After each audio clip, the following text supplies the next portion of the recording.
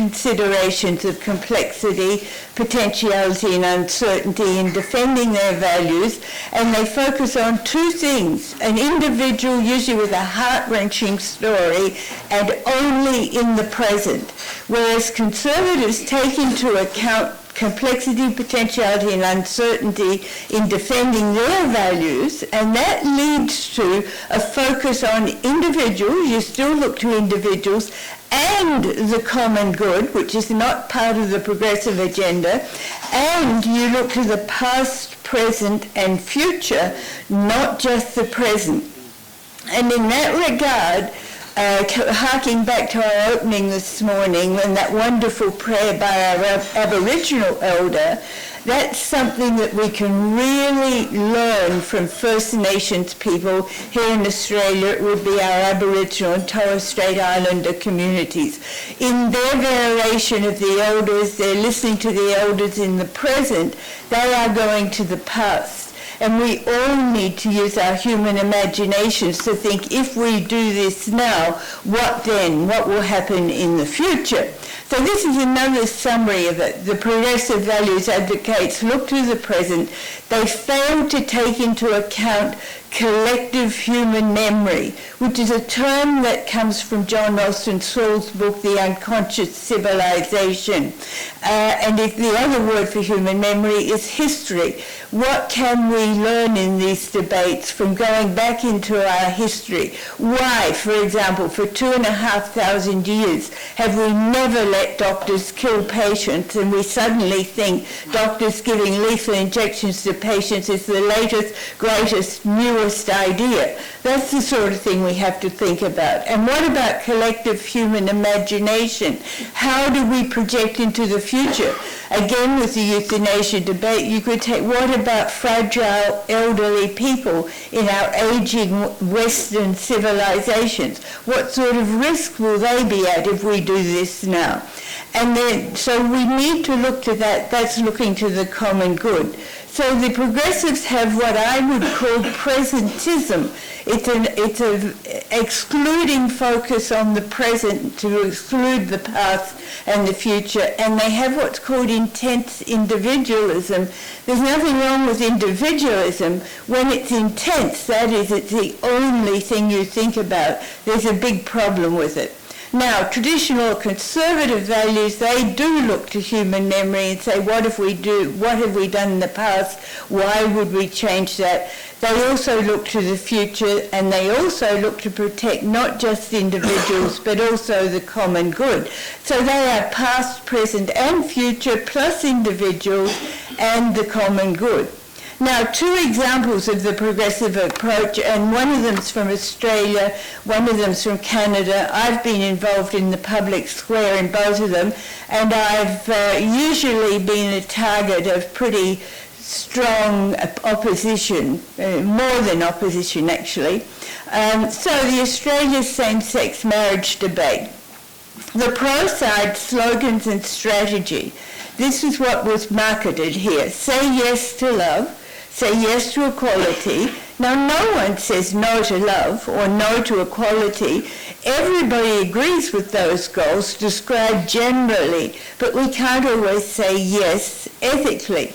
And I said no, not because I've got any problems with homosexuality, and if marriage only involved adults, I think it should be legalized. But marriage gives children their right to a mother and a father, and if at all possible, their own biological parents. And that's why I objected to same-sex marriage. The Yes campaign in media and the public square was strongly visual. It was very emotional, it was personally focused, and it was relational. It was also medicalized and politicized. And some of the things we've heard about already today are very relevant to that. that a lot of politicians were, I'm afraid to say, frightened to speak out against it. The same thing happened with euthanasia, and medicalised. If someone says to you, we need this because it's a medical treatment, which is the gender dysphoria story, it's also the euthanasia story. It was also the same-sex marriage story, in that the Australian Medical Association said people are committing suicide, young transsexual people, because they can't get the treatment that they need. So you think, well, how would we deny medical treatment to somebody who desperately needs it, to the extent that they would kill themselves if they don't get it? The companion strategy was to characterise simply being anti-same-sex marriage as being discrimination, that you were bigoted, homophobic and religious. And I got accused of all of those in very public ways, actually. So, euthanasia debate in Canada, which I've only lived back in Australia for the last 3 years, and I was heavily involved in the euthanasia debate in Canada over a very long period of time. It was exactly the same sort of approach. The pro side, say no to suffering, no to cruelty, say yes to respecting dying person's dignity, yes to a good death, yes to kindness. Again, we all say yes to all those things, but that doesn't mean that we can ethically agree with doctors intentionally killing patients. The pro-campaign in the media and public scale was the same thing: strongly visual, emotional, personally focused, relational, also medicalised and politicised. The companion strategy was to characterise anti-euthanasia as cruelty, wanting people to suffer, denial of the right to autonomy, and you must be religious if you oppose euthanasia. Now here is the front page of the Globe and Mail. I'm sure that Mr. McDevitt will recognise that it's Canada's leading newspaper. The front page, the morning after the Supreme Court of Canada unanimously held, and wait for this, that it was a breach of the constitutional right to life to deny assisted suicide and euthanasia. Yeah, I know. Anybody know how you could possibly explain that? It was a breach of the constitutional right to life to deny assisted suicide and euthanasia. What it was, the court accepted the argument that if they weren't available, you had to commit suicide or get a lethal injection for yourself earlier than you would do if you could wait and have someone else do that for you later on when you couldn't do it all alone. Therefore, the not having those procedures available meant that you died sooner, and that was a breach of the right to life. But you can see there's a lovely sort of personal, emotional corridor contact between a patient and a loved one, and the headline was "From Cruelty to Kindness," a step towards kindness. So, where do we go? It's very easy to make the case for euthanasia. I'm not going to go through that again. And so I think you can sum up what happened is that the first casualty of activism is complexity, and the case for euthanasia is very much a simple, straightforward case. The case against it's much more difficult to make. It requires three approaches, taking into account those three factors, which I've already told you about, looking beyond just individual autonomy to impacts on the common good. The Law Reform Commission of Law Reform Commission of Australia came out with a report that anything up to at least 14% of elderly Australians are abused, usually by a member of their family. And one of the forms, mostly the forms are financial abuse, and what they talked about was what they called an accelerated inheritance syndrome, that the child, usually a child of the person, gets them to sign a power of attorney. The kid then sells the family home and goes on an extended overseas trip. Well, you imagine that in conjunction with an accelerated death syndrome, which is what we've got with assisted suicide now and euthanasia in certain cases in Victoria. So the Conservatives accept that these issues are complex, that there's uncertainty, and there's consequences not just for individuals, but also for institutions and society. And so we have to look to those warnings from the past, and we've got to understand or try to understand the complexity and take it into account. And you see that there's a big difference between being simplistic and explaining in an understandable and more simple way. And so to find the ethics and inform the law, what we need is to have an ethics of uncertainty. A lot of people are frightened of uncertainty, particularly politicians. I'd like to teach politicians to say, "I don't know." And I think we'd be a lot better off if we could manage that. What they do is they turn unavoidable uncertainty into false certainty and act on the false certainty, and that's enormously dangerous. In fact, most ethical problems are caused by acting on false certainty. You've got to avoid being simplistic.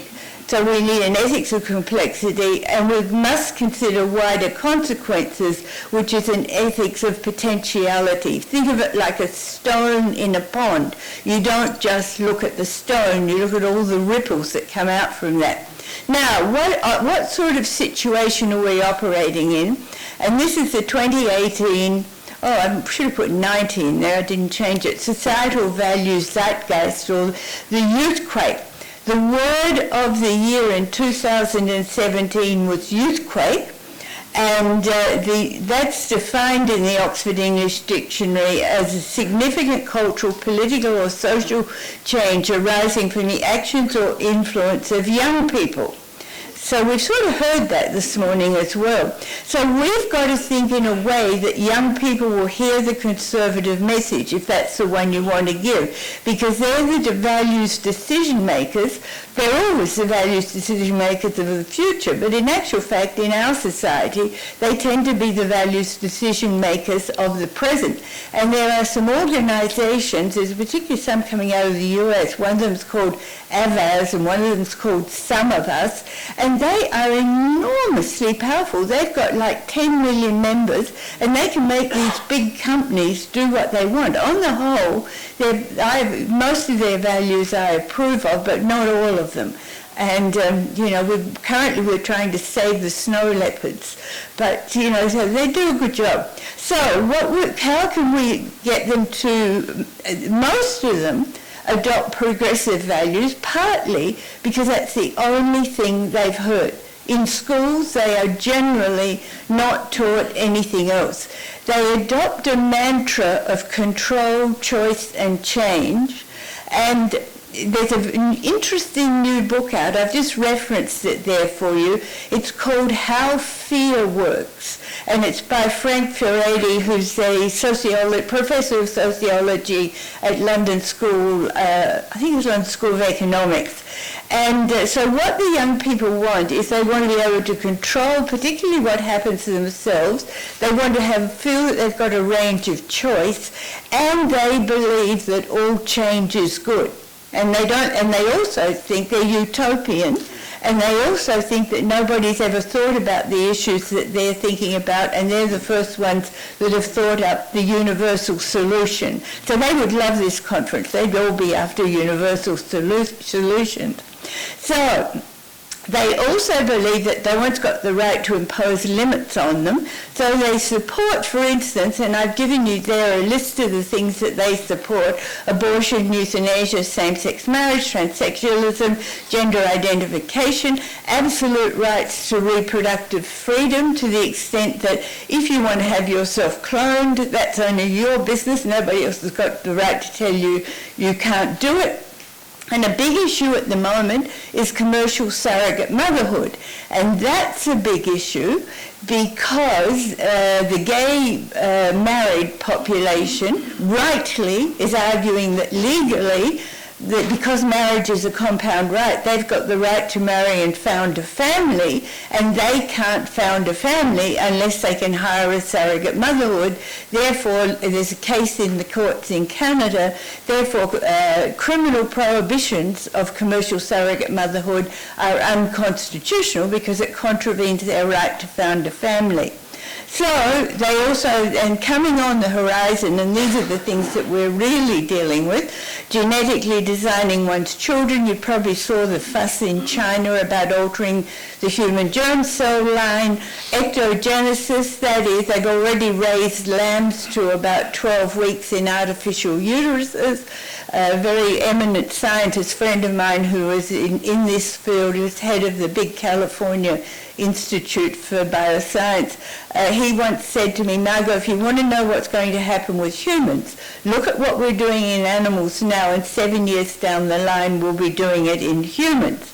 So, and Sweden has transplanted a uterus into a woman, and she's given birth to a healthy baby, and the discussion is now around, well, what if a man wants a uterus? Can he have a uterus transplant and have a baby? Now, you might think that's way out, but several years ago I was giving a speech on a Sunday afternoon to a very sleepy academic audience, and I raised the issue of can men have babies. I was inundated on the Monday morning back at my office with men phoning me saying, where can I go that I can get pregnant? So, and that's no joke, it was actually true. So that's what we're looking at. They've got and this is Jonathan Haidt's work. He's a social psychologist at Harvard. He has an excellent book called The Righteous Mind. And this is really important. Everybody in these debates, whichever side they're on, they're all good people, and they all believe they're doing the right thing. And so we do share the same moral universe at that level, and it's very important to recognize that. You mustn't always just be disagreeing. You've also got to find out where you agree. But anyway, what you will see here from his work is that they reject history as a source of knowledge. They reject authority because, in both senses, because they see it as restrictive, and they do not employ any sense of the sacred. I'll come back to that in a moment. They're moral relativists, that is, there are no absolute truths. It only depends on your own personal preferences. You think it's wrong, you think it's right. And they're very consequentialism, utilitarianism, that is, you can use whatever means will get you to your goal. They reject whether or not we're religious. And what the sacred means is that whatever it is that's sacred has to be held on trust and not laid waste or destroyed. Now, my proposing a secular sacred caused a furor. I got in the press. What happened was the religious people were mad at me because they said I was denigrating the sacred, and the non-religious people, the secularists, were furious with me because they said I was trying to impose religion on them. And so when I told my students this, one of my students said, you know, Professor Somerville, when you've got everybody mad at you, maybe you're onto something important. So, but I think one of the examples we can see of a secular sacred is environmentalism and climate change. That we now accept that our physical ecosystem has to be held on trust, that we can irreversibly damage it.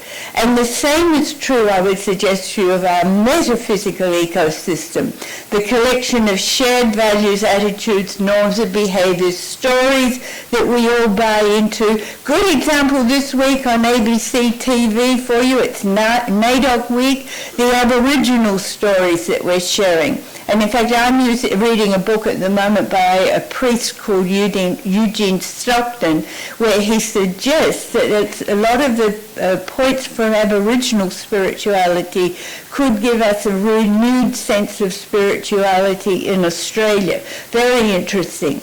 And so this session is called Australia's Moral Compass, and I think we've got to hold our moral compass on trust for future generations. Now, that doesn't mean it can't change, but it does mean that we've got to be justified in changing it.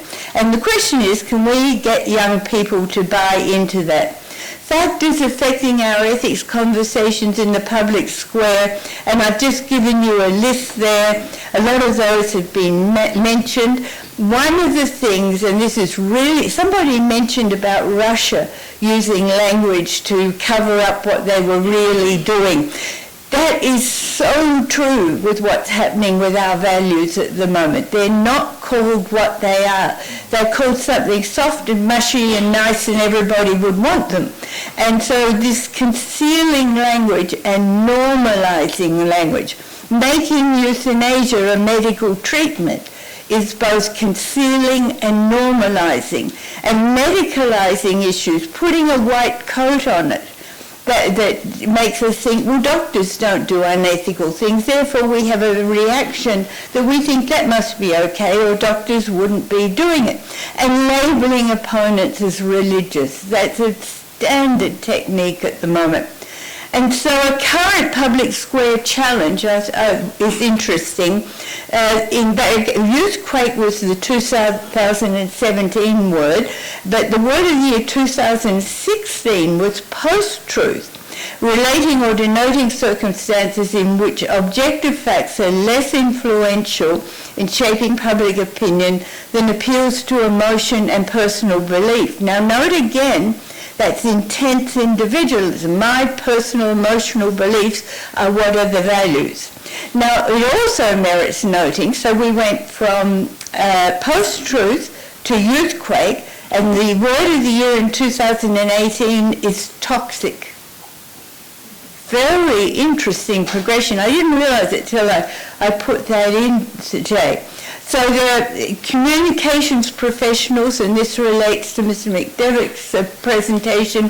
There are now alternative facts, but the thing is, everybody expects that. Nobody believes that what the people are telling you is necessarily true.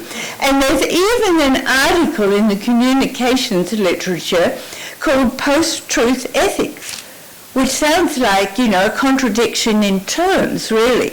So, but one of the interesting things about the word post, if you think about postmodern, post-religious, post-truth, when we use the word post, we know what we were, we know that we're not that anymore, but we don't yet know what we're going to be. And that's the situation that we're in here. So how should we respond? I'm nearly going to finish. I'm probably going way over time. Well, so a journalist once asked me what was the favorite words I'd ever written. I wrote a lot of words. And I knew immediately it was hope is the oxygen of the human spirit. And it's to our spirit as breathing as to our body. Without hope, our spirit dies. And with it, we can overcome even seemingly insurmountable obstacles. Now, this relates to what I'm talking about in one special way, because one of the strategies of the progressives is to tell the people who don't want their values to be the dominant ones or enshrined in legislation, that to tell us we can't win and that we lose hope and that we give up.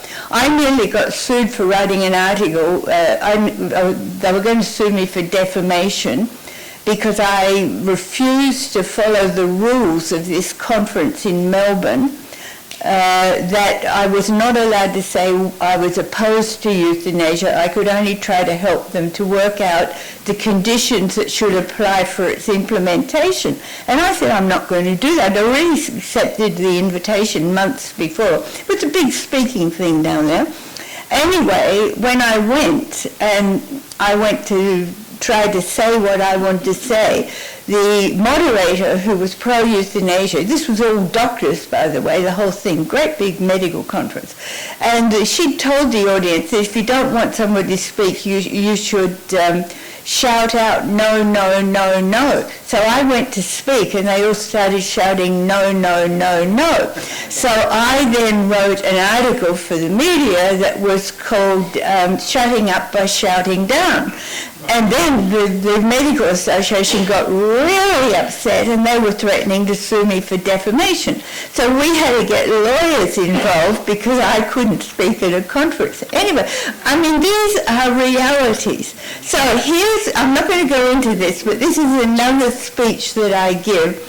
This is my latest thing. We can't be finger wagging or negative or telling everybody you're bad and you're going to go to hell or whatever else it is. What I think the secret forward, and I might be wrong, but this is what I'd suggest, that I call it the wonder equation. We've got to engender amazement, wonder and awe, and with that gratitude, and we've got to regard cynicism as the secular mortal sin, and then I think we might have a chance of getting hope and ethics, and hopefully that would go along with what we want. So in conclusion, the thoughts read the title, Australia's Changing Moral Compass. Abandonment of traditional values, rise of progressive values is happening in all Western democracies. I'm not sure about the other countries. The cause is the loss of a common story, which was previously supplied by religion, a rise of youth culture, and the advent of world and mind-altering technology, for example, social media. The image of the moral compass provides the insight that we need guidance to find the necessary balance between respect for individuals' rights to decide for themselves and protecting the common good.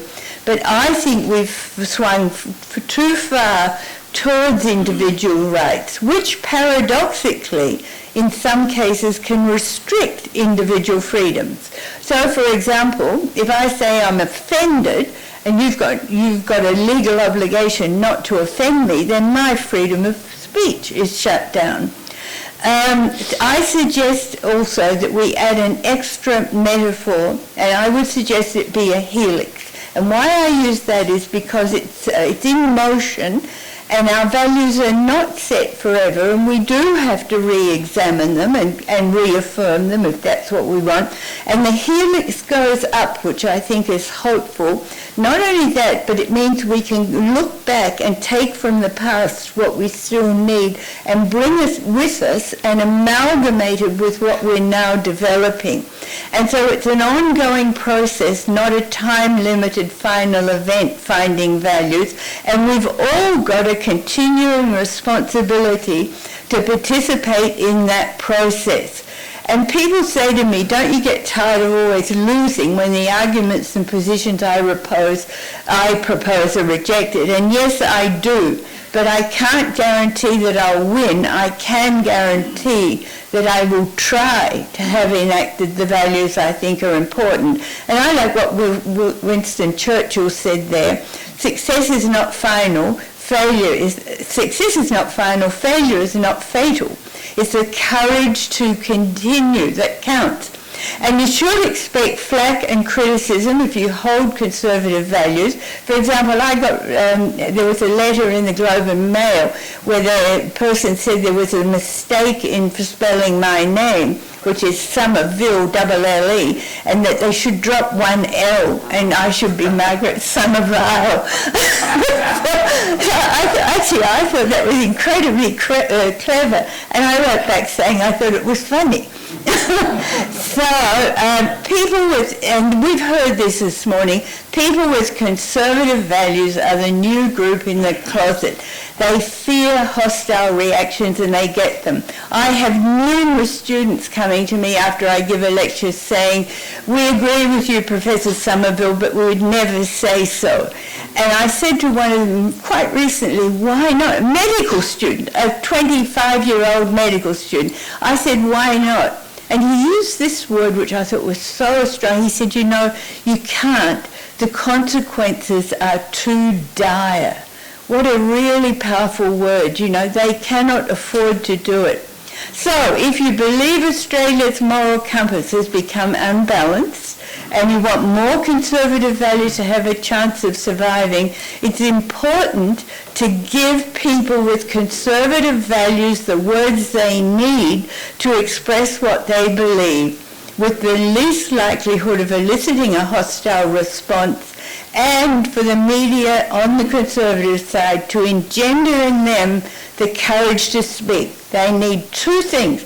A lot of people come to me and say, I knew what I believed, but I didn't know how to say it. You've got to give them the words, and you've got to give them courage. Thank you.